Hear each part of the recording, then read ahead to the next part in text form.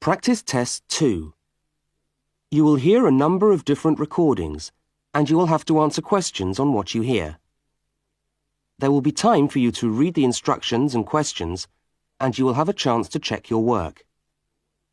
All the recordings will be played once only. The test is in 4 sections. Write all your answers in the listening question booklet. At the end of the test, you will be given 10 minutes to transfer your answers to an answer sheet. Now turn to section 1 of your question booklet.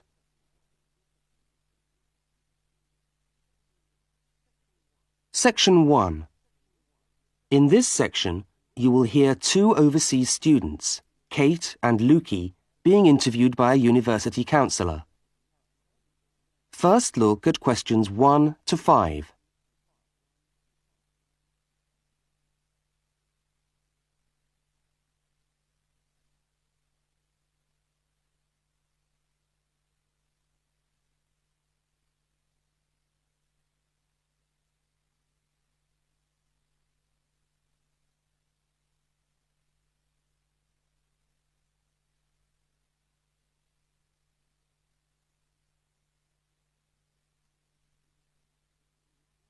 You will see that there is an example which has been done for you.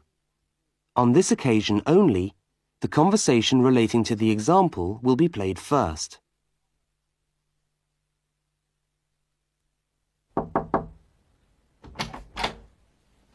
Hi there, Kate. Come on in. How are you today? Fine, thanks. Hi, Lukey. How's things? Okay. Well, as I explained on the phone, I'm a counsellor here at the Student Services section of the university. And I'm interviewing overseas students to help me draw up a guide for new students. So I'd be grateful if you could tell me a little about your time since you've been here in Cambridge. Right. Good idea. Now, Kate, let's start with you.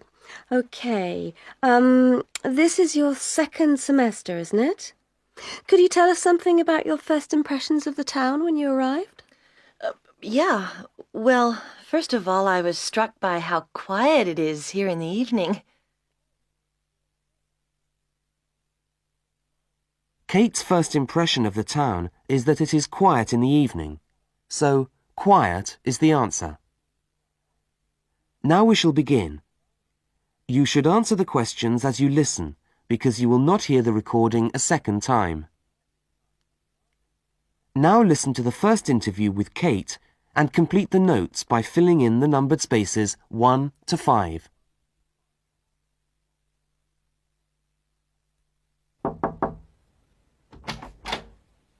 Hi there, Kate. Come on in. How are you today? Fine, thanks. Hi, Lukey. How's things? Okay. Well, as I explained on the phone, I'm a counsellor here at the Student Services section of the university. And I'm interviewing overseas students to help me draw up a guide for new students. So I'd be grateful if you could tell me a little about your time since you've been here in Cambridge. Right. Good idea. Now, Kate, let's start with you. Okay, this is your 2nd semester, isn't it? Could you tell us something about your first impressions of the town when you arrived? Yeah. Well, first of all, I was struck by how quiet it is here in the evening. Yeah, I suppose Cambridge is a quiet place. Where did you live when you first arrived? Well, I went straight into student accommodation.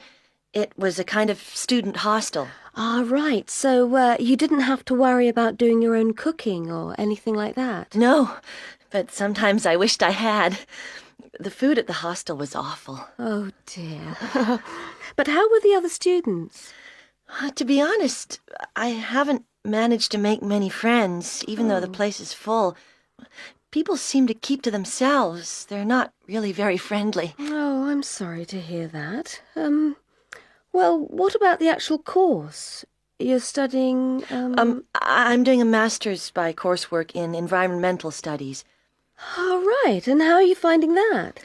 Yeah, well, it's been pretty good, really. I've enjoyed the course, but I feel there hasn't been enough contact with the lecturers. They all seem to be incredibly busy. The only chance I've really had to talk to them was on the field trip. Well, that's no good. Could anything be done to improve the course, in your opinion? Well, I think it would be helpful to have meetings with lecturers on the course, say once a fortnight, something like that. Regular meetings. Yes, that could certainly help. Now, Kate, we'll come back to you in a minute, but I'd just like to ask Lukey some questions. Before they continue the interview, look at questions 6 to 10.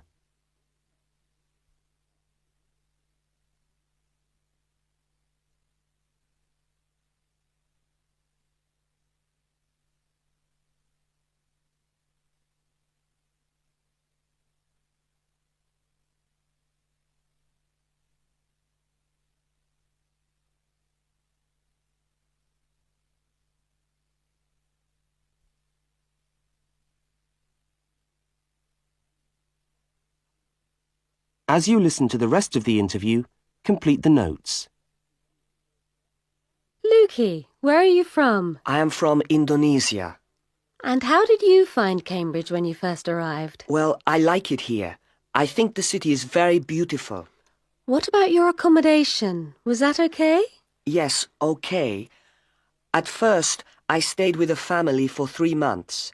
They were very kind to me, but they had 3 young children and I found it difficult to study. Right, I see. So after 3 months, I moved out, and now I live with 2 other students in a student house.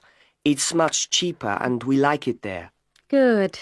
And what about your studies? What are you studying? I'm doing a Bachelor of Computing. Computing, I see. Apart from the language difficulties, if you can separate them, how have you found the course? Okay, but... Yes, go on. Well, the main difficulty for me is getting time on the computers in the computer room. It's always busy and this makes it very hard to do my practical work. Yes, I'm sure it would. Can you reserve time in the computer room? No, you can't. But it would certainly help if we could reserve computer time. Yes, I'll look into that and see if something can't be done to improve things over there. Now, let's go back to Kate. That is the end of section 1. You now have half a minute to check your answers.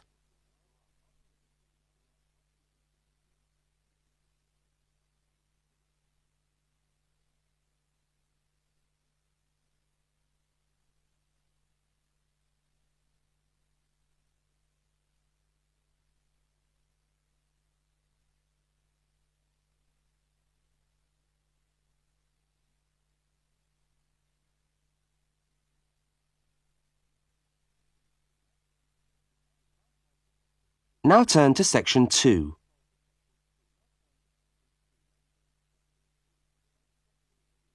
Section 2. You are going to hear a radio talk about buying a bicycle. First, you have some time to look at questions 11 to 20.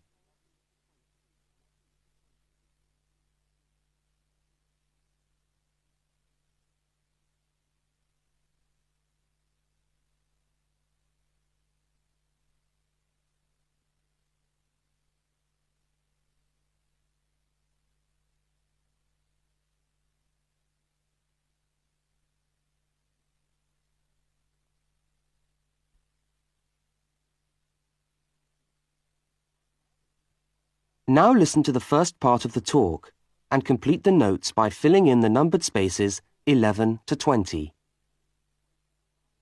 Well, last week we talked about buying camping equipment, and today I'd like to talk to you about buying a bicycle. A simple enough exercise, you might imagine, but there are lots of things to look out for to make sure you get the best deal for your money. Well, the range of bicycles is enormous.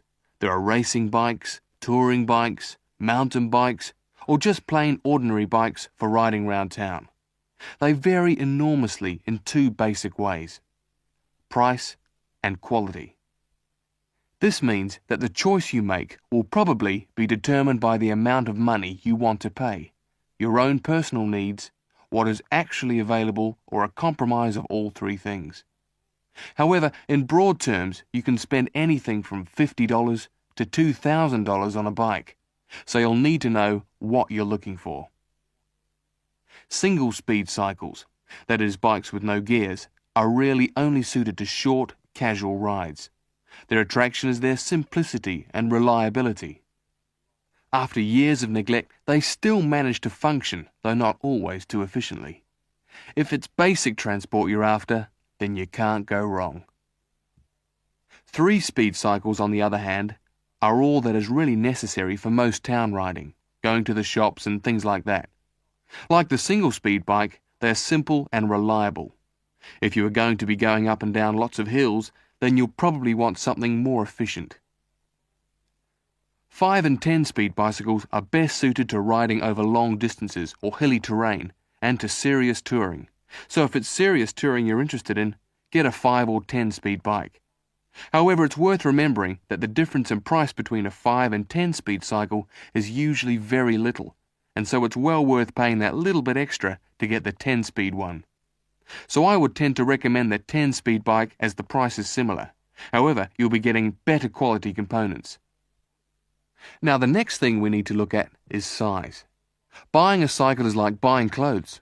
First of all, you find the right size, and then you try it on to see if it fits. Contrary to what you might imagine, the size of the cycle is not determined by the size of the wheels, except in children's cycles, but by the size of the frame. So you'll need to measure the length of your legs and arms to get a frame that is the right size for you. Well, that's all from Helpful Hints for today. That is the end of section 2. You now have half a minute to check your answers.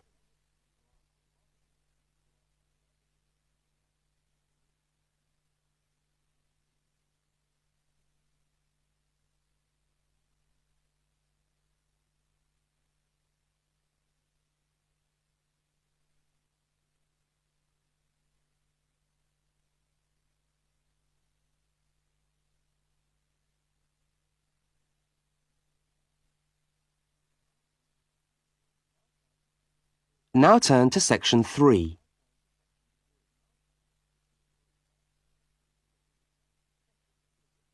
Section 3. In this section, you will hear a conversation between two students, Fiona and Martin, talking about a tutorial topic. First, look at questions 21 to 24.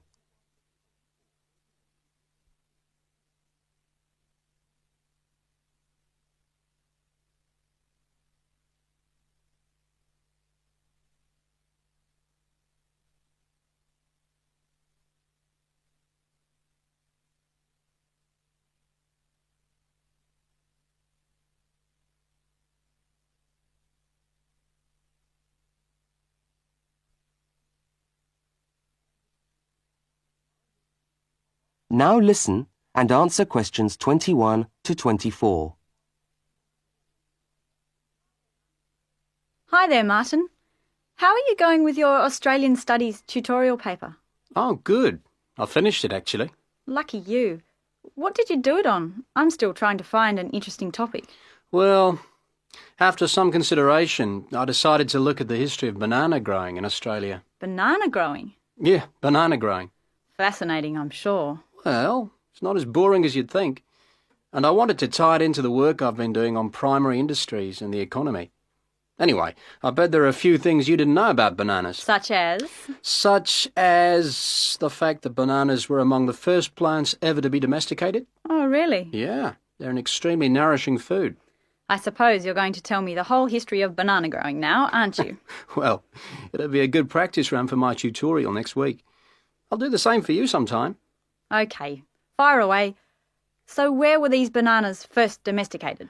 According to my research, the Cavendish banana, which is a type of banana, and the first type to be cultivated here, actually originated in China, but they had a fairly roundabout route before they got to Australia. You mean they didn't go straight from China to Australia? No, they didn't.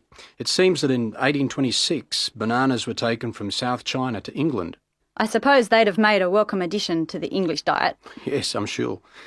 Well, apparently there was an English duke who was particularly fond of bananas, and he used to cultivate them in his hothouse, which is where you have to grow them in England, of course, because of the cool climate. and they became quite popular in the UK. So he was the one responsible for cultivating the Cavendish banana, which was then introduced into Australia. I see, and we've been growing them ever since. Yeah. Now look at questions 25 to 32.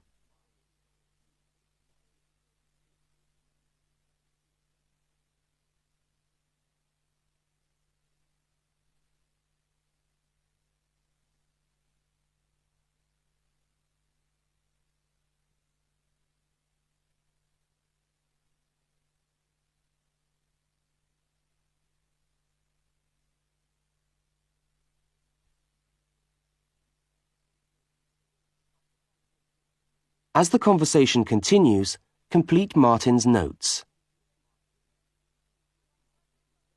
Are they hard to grow? Well, yes and no. To grow them in your garden, no, not really. But to grow them commercially, you need to know what you're doing. You see, you only get one bunch of bananas per tree, and it can take up to 3 years for a tree to bear fruit if you don't do anything special to it. But this period is greatly reduced with modern growing methods, particularly in plantations where you have perfect tropical conditions. Right. So what are you looking at?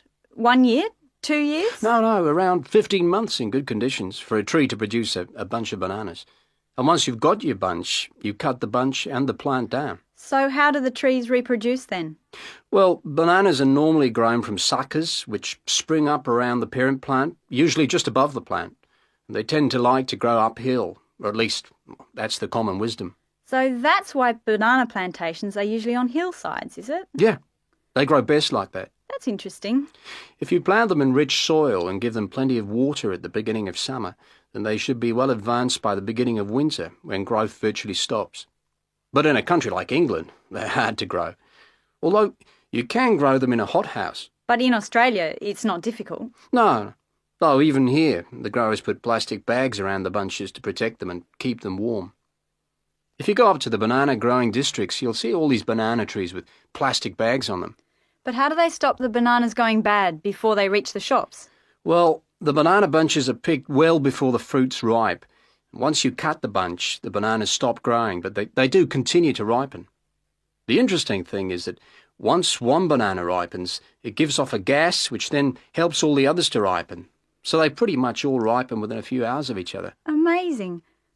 So do we export lots of bananas overseas to Europe and Asia, for instance? Well, oddly enough, no. I believe New Zealand takes a small proportion of the crop, but otherwise, well, they're mostly grown for the domestic market, which is surprising when you think about it, because we grow an enormous number of bananas each year. Yes, well, thank you for all that information. I'm sure the tutorial paper will go really well. You certainly seem to have done your research on the subject. Let's hope so. That is the end of section 3. You now have half a minute to check your answers.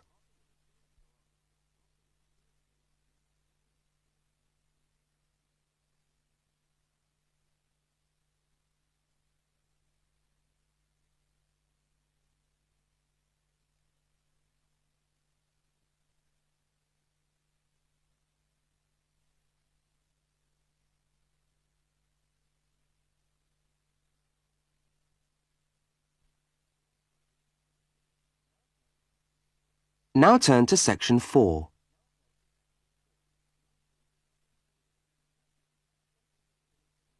Section 4.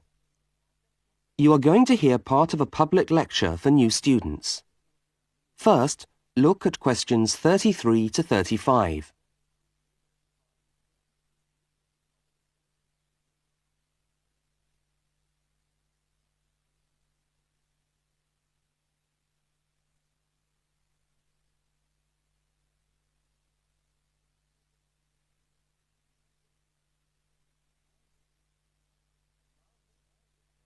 Now listen and answer questions 33 to 35. Good morning. Good morning, everyone, and welcome to our regular lecture on health issues. This series of lectures is organised by the Students' Union and is part of the union's attempt to help you, the students of this university, to stay healthy while coping with study and social life at the same time. So, it's a great pleasure for me to welcome back Ms. Diane Greenbaum, who is a professional dietitian and who has been kind enough to give up her time in what I know is a very hectic schedule to come along and talk to us today. Thank you. Thank you very much, John. May I say it's a pleasure to be back. Now, stresses at university, being away from home and having to look after yourselves, learning your way around the campus, all contribute to making it quite hard sometimes to ensure that your diet is adequate. So, today, I'm going to talk about ways of making sure that you eat well, while at the same time staying within your budget.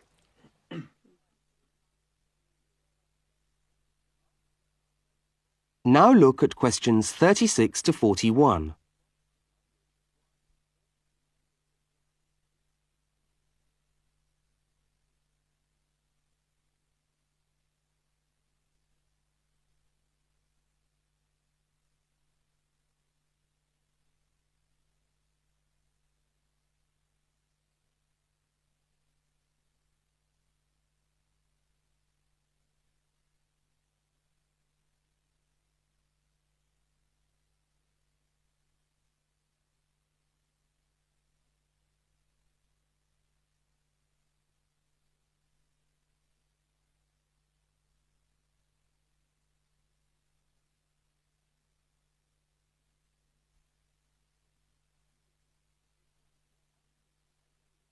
As you listen to the second part of the lecture, complete the notes and diagram in the spaces provided.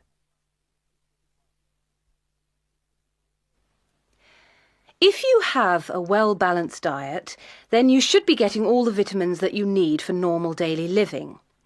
However, sometimes we think we're eating the right foods, but the vitamins are escaping, perhaps as a result of cooking, and anyway, we're not getting the full benefit of them. Now, if you lack vitamins in any way, the solution isn't to rush off and take vitamin pills, though they can sometimes help.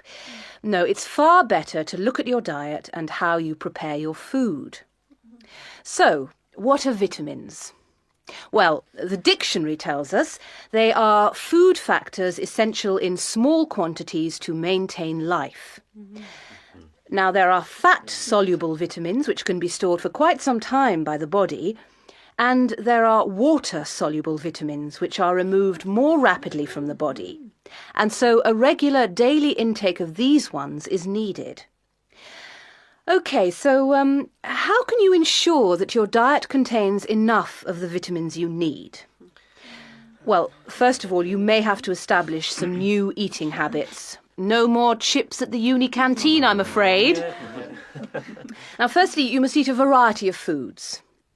Then you need to ensure that you eat at least 4 servings of fruit and vegetables daily. Now, you'll need to shop 2 or 3 times a week to make sure that they're fresh, and store your vegetables in the fridge or in a cool, dark place. Now, let's just refresh our memories by looking at the healthy diet pyramid. OK, can you all see that? Yep. Good. Well, now, as you see, we've got 3 levels to our pyramid. At the top, in the smallest area, are the things which we should really be trying to avoid as much as possible. Things like, yes, sugar, salt, butter, all that sort of thing. Next, on the middle of our pyramid, we find the things that we can eat in moderation. Not too much, though. And that's where we find milk, lean meat, fish, nuts, eggs. And then at the bottom of the pyramid are the things that you can eat lots of, because they're the things that are really good for you. And here we have bread, vegetables and fruit. So, don't lose sight of your healthy diet pyramid when you do your shopping.